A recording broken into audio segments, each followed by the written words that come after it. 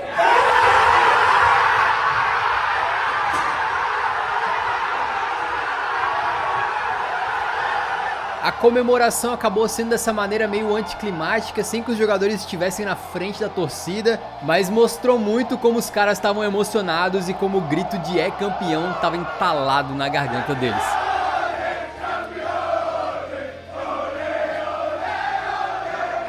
Depois de muito sufoco, depois de muitas pipocadas, de momentos baixos, de piadas, finalmente o Arsenal estava no topo, vencendo a Premier League. Desde o time invencível de Wenger, Henry e companhia, os Gunners não sentiam esse sabor, mas agora levantaram o seu 14º título da PL.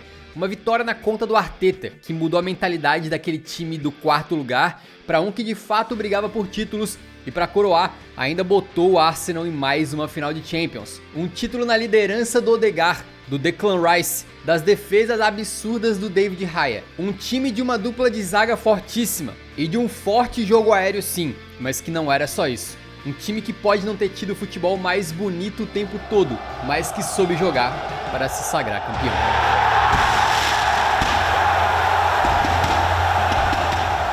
Esse vídeo faz parte da série O Caminho, e vou deixar aparecendo na tela agora uma lista de reprodução com outros vídeos dessa mesma série e também outra lista de reprodução sobre times imortais, contando histórias de grandes equipes, incluindo aquele Arsenal campeão invicto. Vale muito a pena você clicar aí para assistir.